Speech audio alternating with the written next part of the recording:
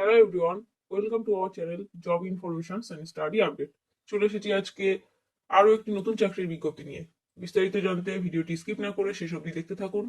এবং যারা আমার চ্যানেলে নতুন আছেন তারা অবশ্যই চ্যানেলটিকে সাবস্ক্রাইব করুন এবং পাশে থাকা বেল আইকনটি অবশ্যই প্রেস করুন নতুন ভিডিও নোটিফিকেশন সবার আগে পাওয়ার জন্য। চলুন দেখে নেওয়া যাক আজকের ভিডিও। আজ চলে এসেছি রাজ্যের আরো একটি জেলার আইসিডিএস কর্মী এবং সহায়িকা নিয়োগের বিজ্ঞপ্তি নিয়ে। হ্যাঁ বন্ধুরা, রাজ্যের 23টি জেলার মধ্যে অন্যতম উত্তর চব্বিশ পরগনা জেলার আইসিডিএস কর্মী এবং সহায়িকা নিয়োগের বিজ্ঞপ্তি প্রকাশিত হয়েছে সদ্য। উত্তর চব্বিশ পরগনার ডিস্ট্রিক্ট ম্যাজিস্ট্রেট কর্তৃক উত্তর চব্বিশ পরগনার বিভিন্ন গ্রাম পঞ্চায়েত এবং পৌরসভাতে নিয়োগ হতে চলেছে আইসিডিএস কর্মী এবং সহায়িকার। এই পদের জন্য অনলাইনে আবেদন প্রক্রিয়া শুরু হচ্ছে আগামী 2রা মার্চ থেকে এবং আবেদন প্রক্রিয়ার শেষ তারিখ 2রা এপ্রিল।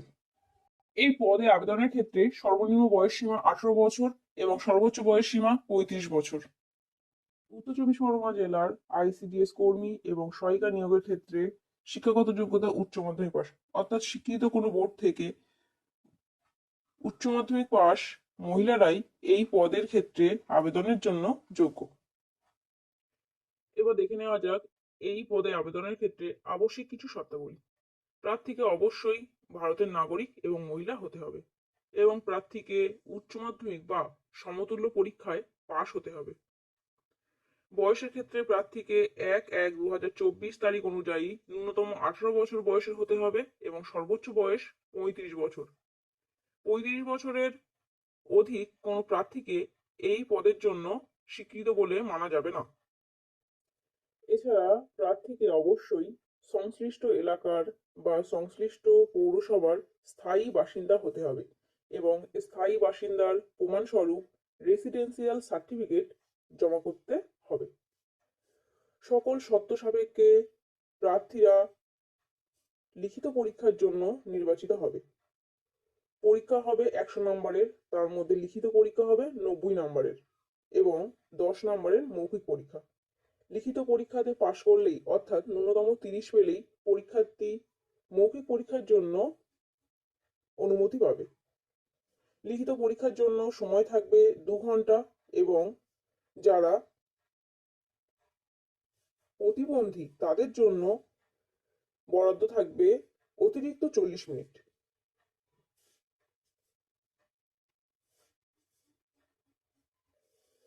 এবার দেখে নেওয়া যাক লিখিত পরীক্ষার জন্য সিলেবাস। লিখিত পরীক্ষায় থাকবে স্থানীয় ভাষায় 150টি শব্দের মধ্যে একটি রচনা লিখন, অষ্টম শ্রেণী মানের, তার থেকে থাকবে 15 নম্বর, অর্থাৎ বাংলা ভাষায় রচনা লিখতে হবে 15 নম্বরের। এরপর পাটিগণিত অষ্টম শ্রেণী মানের, তার থেকে থাকবে 20 নম্বর এবং পুষ্টি, জনস্বাস্থ্য এবং নারীর সামাজিক অবস্থান বিষয় থেকে থাকবে 15 নম্বর। ইংরেজি ভাষা, ইংরেজি সরল, প্রাথমিক জ্ঞান, ইংরেজি অনুবাদ অষ্টম শ্রেণী এবং নবম শ্রেণীর মানের, তার থেকে থাকবে 20 নম্বর এবং সাধারণ জ্ঞান বিষয়ে প্রশ্ন থাকবে 20 নম্বরের।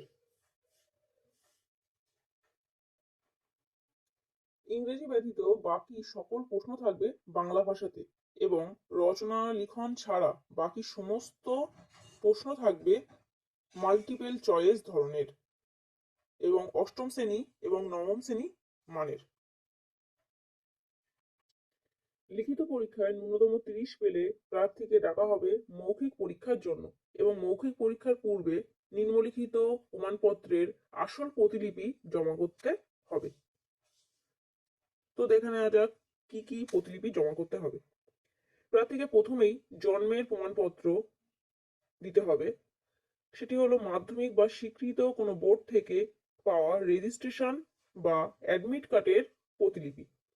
এরপর দিতে হবে জাতি শংসাপত্র অর্থাৎ কাস্ট সার্টিফিকেট। শিক্ষাগত যোগ্যতার প্রমাণপত্র দিতে হবে। এছাড়া দিতে হবে রেসিডেন্সিয়াল সার্টিফিকেট অর্থাৎ স্থায়ী বাসিন্দার শংসাপত্র। প্রতিবন্ধী হলে সেক্ষেত্রে তার সার্টিফিকেট দিতে হবে এবং আর্থিকভাবে অনগ্রসর শ্রেণীর ক্ষেত্রে তার শংসাপত্র দিতে হবে। এই সমস্ত প্রতিলিপিগুলি জমা করতে হবে মৌখিক পরীক্ষার ক্ষেত্রে, তবেই প্রার্থী মৌখিক পরীক্ষায় বসার অনুমতি পাবে। তো বন্ধুরা, এই ছিল আজকের ভিডিও। আরো বিস্তারিত জানতে এবং অনলাইনে আবেদনের ক্ষেত্রে ভিডিও ডেসক্রিপশনে দেওয়া লিঙ্কটিকে ফলো করুন। ভিডিওটি ভালো লাগলে লাইক করুন এবং শেয়ার করুন এবং আমার চ্যানেলে নতুন হলে চ্যানেলটিকে অবশ্যই সাবস্ক্রাইব করুন। ধন্যবাদ।